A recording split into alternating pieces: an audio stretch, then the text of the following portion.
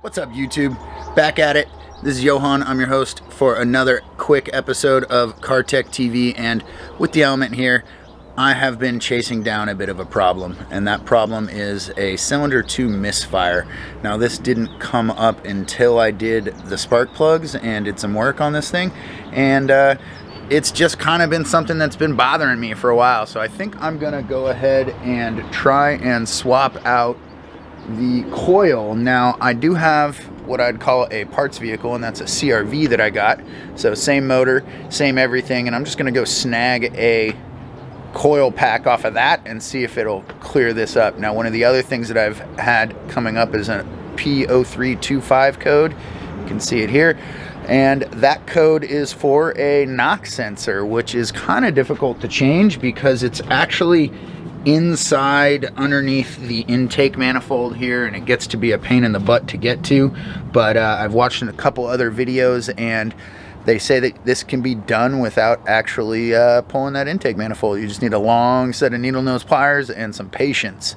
So we're gonna see what we can get taken care of today, and hopefully that knock sensor will make all my check engine woes go away. So let's get at it.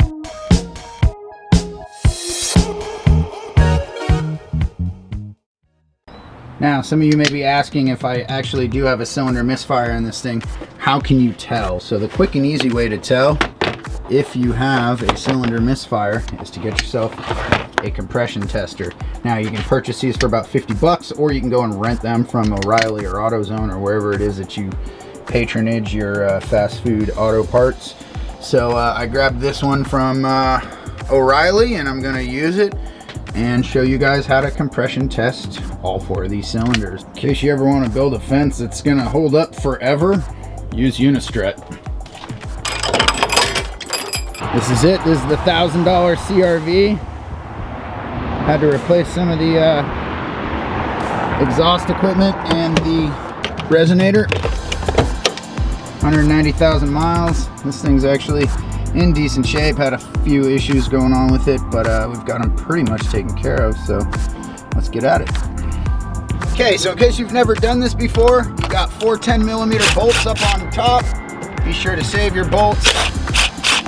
2 of these bolts, as you can see, these long ones, these 2 are actually what hold your coil packs in place.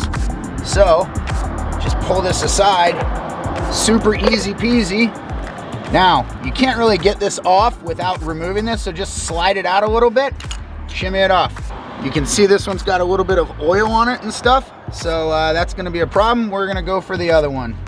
Gotta move quickly, my gardeners are here. All right, slide it out. This one looks a bit manky too, but we're gonna give it a try.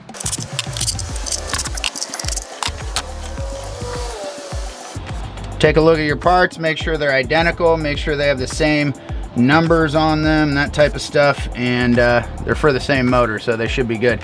This one does look like it's in better shape. Literally that easy. Take it out. Here you go. Slide it in. Cap back on. That's it. Now, I screwed up doing this, so I did this with the car. It was turning over. I didn't pull all of the spark plugs. I did have a good even reading, 120 PSI. Hopefully I didn't screw up the engine, because while I'm doing that compression test, it appears that it's still dumping gas into that cylinder that has no firing in it. Now, I went through the entire engine and I did them all, but I'm gonna now go back and do it with no spark plugs, no coils, open valves on all of those, and just do a single compression test on each one and see if we get a different number. Okay. Let's go ahead and rock some compression on cylinder number 4 and see what we can come up with. It's a 2006 with 153,000 miles on it, so we sure do seem to be being decent. 180. I like it. If you like the content, you like the channel, you like quick fixes, 1-minute DIYs, all that kind of good fun jazz, go ahead and hit the like and subscribe button. It certainly helps me make more content like this. So let's keep moving. Let's check out the next cylinder.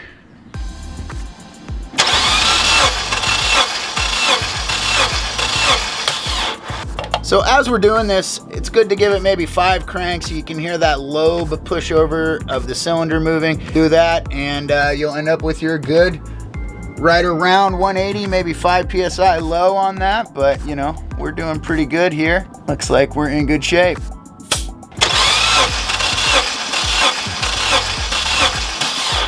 So 180 PSI is good. Considering that I was getting a cylinder 2 misfire, I think we're in good shape.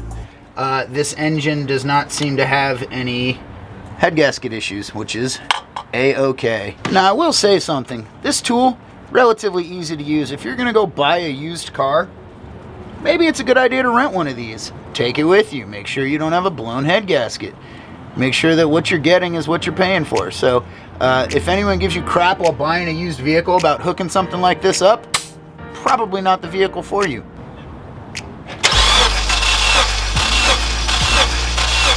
Every single cylinder I have is within 5 PSI of 180. So we are doing excellent. This one looks like it's right there, maybe 170, 180, but you know, you just want to make sure that they're all in range with each other, and that's a pretty decent compression range on this engine. Anything above 160 is pretty good. So, woo, we got a strong one, folks. Now we just got to figure out this knock sensor after we put all that back. Thank you, Fast Food Auto Store, for letting me borrow this. 48 bucks, get your money back. This, big no-no. Do not use this on any spark plugs. Just take the extra minute and do them by hand. Okay, so as you're doing this, be sure to torque them down to the proper amount. If you're not gonna do a little hand torquey action, which most people just do, a little hand tighten because they've done enough spark plugs in their life, 18 foot-pounds is the appropriate amount. Trying to get rid of that cylinder misfire issue. Hopefully we can do that. I would love this to be my long-term work vehicle. I've been doing a bunch of work out of it lately and it is awesome. We had to do a bunch of Ring camera installs and I actually fit 30 pieces of 1/2-inch EMT 10-foot conduit into this element. No issue. Had my passenger riding with me as well. So I think compared to my 2021 Z71 Colorado with a 5-foot bed, there's no way I could have gotten those in there. It would have been impossible. So, better vehicle. Which one would you keep? All-wheel drive 5-speed, Z71 Colorado. Let me know in the comments below. Last one.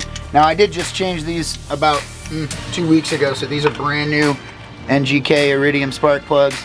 I don't know if the original guy had changed them. I believe he did because there was a set of Bosch in here, but it's a personality thing. I just like knowing that I have new spark in my engine. All right, 18 on all cylinders. Torque wrench for the win.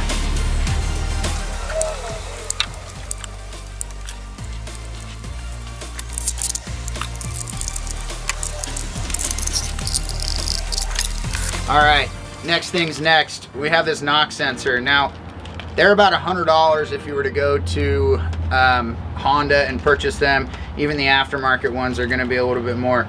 Now, I have no idea because it's a fancy Honda package, but this was $14 on eBay, so hopefully it's the appropriate, correct part. You can see that it has an N something or other written on it. I'm hoping this is a legitimately good part, but I did throw the P0325 code and I'll intermittently get a check engine light. So we're gonna go ahead and get this swapped out and see what happens. Now I have not personally done this, but I hear that there is a knock sensor somewhere in there. So there will be a plug on it, and that plug is the hardest part to get to. Okay folks, I'm gonna see if I can show this to you with my zoom on my camera, but that right there is the plug for the knock sensor. So get yourself long handled needle nose pliers, and there should be a path down below somewhere in here to undo this and get this thing off. So just play with it. I'll see what I can find out. This is my first time trying it, so we'll see what we can do. All right, through a lot of investigation and trial and error, You can see that's the end of my socket sticking off right there. You need to get it in there and get it onto that device. Come directly out like this and pull it out, so you can just kind of slide it in. And once you're in here, you can get it to fit on there. No wobble socket needed. So, why am I laying under this car? Well, because this thing fell off and it was in there, and going in the intake manifold was a pain in the ass. I'm gonna go ahead and attempt to do this from underneath the car. My boy's gonna help me with the film. But if you look right up in there, you can actually see the hole where I could put this thing. See right there, that hole that he's using right now. The other thing is 1 1/16 socket. Try to screw that thing on there. Yay, it started. Oh crap, that was a pain. Well, now you get the point here. Just gonna screw this thing on here. So from the underside, that's the hole for the knock sensor. There's the intake manifold, my fans. Obviously, there's the rest of the vehicle. But I pulled off this shroud, and right here on this lower frame support, you can just reach right up in here and spin this bad boy on. Oh my golly, that was easier than trying to do it from the top. All right, I'll finish it off and pull my socket out from there. There you go. Done. Knock sensor replaced. Whew. I may be crazy, but after installing that knock sensor, pain in the butt by the way, and torquing down my spark plugs and getting a new coil pack, this element is riding so much smoother. I could be completely crazy. It could be not what the knock sensor does, but it just seems like the engine is smoother, the idle is better, it's quieter, it's just generally all around riding smoother, shifting better. And now this could be because of the crazy gas prices we're paying, and the fact that I'm driving a little bit more smoothly to try and hypermile this shoebox with no aerodynamics, but this thing seems to be running and shifting a lot better. Pulled off the top here, not necessary, but we pulled off the lower shroud down there, and now I need to put it back. Much easier to get to that knock sensor. These are the funky ones that came out of the Honda, and do yourself a favor, pick up one of these packs on Amazon, maybe 15-20 bucks. You're gonna get 18 of the most popular sizes, and it's gonna be able to fit just about anything to replace these, because these things always get messed up and never work quite right. I think valves are gonna be next. We'll probably do a quick video on that, maybe try and do a 10 or 20 minute video on doing a valve job and the benefits. But if you like what you see, be sure to like, subscribe, stay up to date, whatever you can, and you know, watching these videos certainly helps with the content, so I hope that I can make more of it for you. Honda Project Element Season 2 is going well. I actually got my hands back on the Season 1 Element. It actually came back into the fold with a friend of mine, and we'll show you some of that too.